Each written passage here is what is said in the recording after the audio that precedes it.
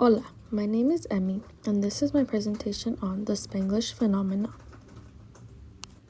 So what is Spanglish? Spanglish is the mix of the two languages English and Spanish. It is very commonly used amongst people who grew up speaking fluent Spanish and are trying to or also learned English. It occurs for many reasons, some being that a person forgets how to say a word in Spanish, so they say it in English, or that they just mix up the languages when speaking on accident. Here we have some Spanglish examples. In the chart, you can see 5 terms in English and Spanish that have turned into Spanglish, as shown in the middle column. Parquear, lonche, frisar, hanguear, and textear are all words that are a mix of English and Spanish. These are 5 sentences that are in Spanglish as they use Spanish, English, and Spanglish.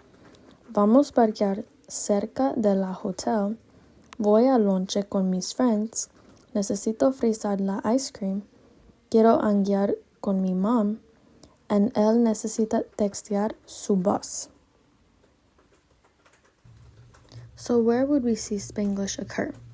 Spanglish occurs mostly from people who are primarily Spanish dominant and then learn English.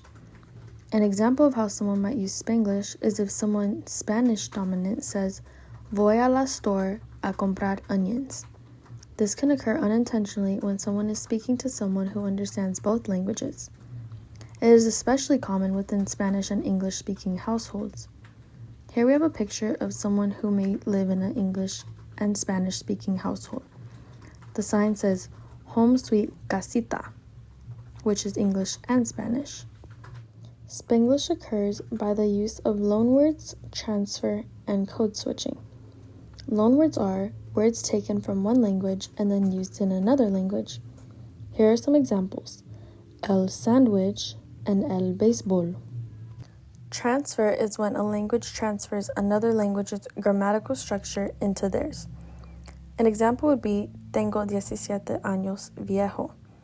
This sentence takes the English structure of the sentence I am 17 years old and uses it in Spanish.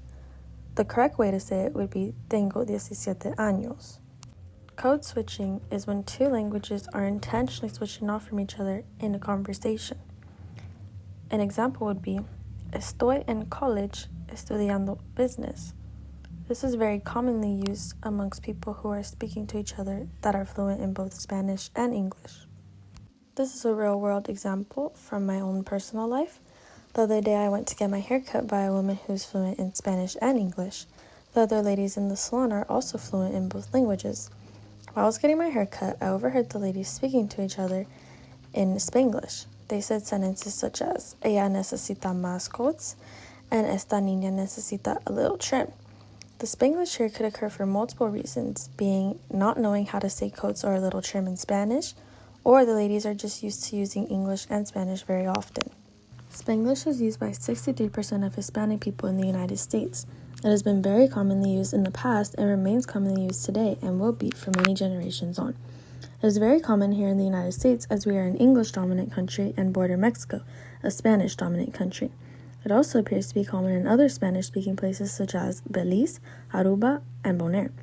Overall, the Spanglish phenomena has become so big, most people who speak English and Spanish use it in their everyday life.